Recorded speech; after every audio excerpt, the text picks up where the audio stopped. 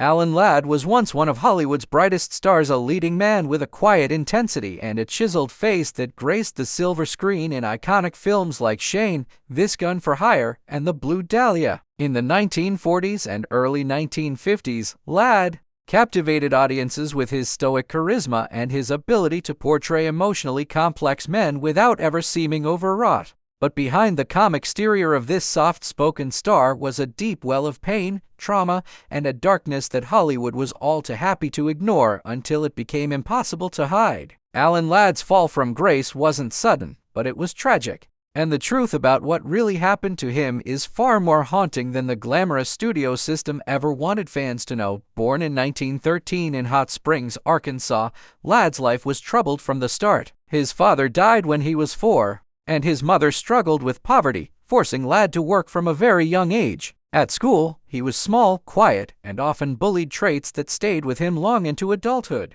Despite eventually becoming a movie star, Ladd carried an overwhelming sense of inadequacy and emotional fragility, exacerbated by a Hollywood culture that demanded silence, not vulnerability. His good looks got him into the movie business, but his mental health issues were already simmering beneath the surface. By the time he reached the height of his fame, Alan Ladd was battling severe depression. He relied on sleeping pills and alcohol to get through his days, and close friends often noted how detached and emotionally exhausted he seemed even while on set. His struggles intensified when the roles stopped coming as frequently in the late 1950s. He was no longer the young hero. Hollywood had moved on, but Ladd hadn't, and emotionally, he couldn't. He tried to reinvent himself through television and producing, but the industry's cold shoulder only deepened his personal despair. He also suffered physical injuries, including a fall that left him in constant pain, which further increased his dependence on painkillers and alcohol. In 1962,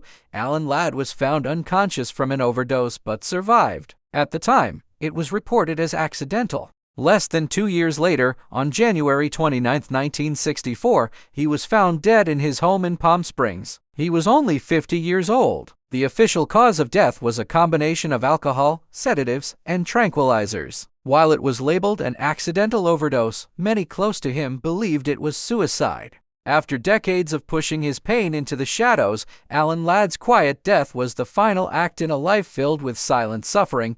Alan Ladd's story is a cautionary tale about the toll fame can take on a fragile soul. Hollywood built him up and then left him to crumble alone. Behind the perfect hair and silent cowboy stares was a man quietly unraveling, a man who never really believed he was enough, even when the world was watching. And in the end, the real tragedy is that while Alan Ladd made millions feel something on screen, he left this world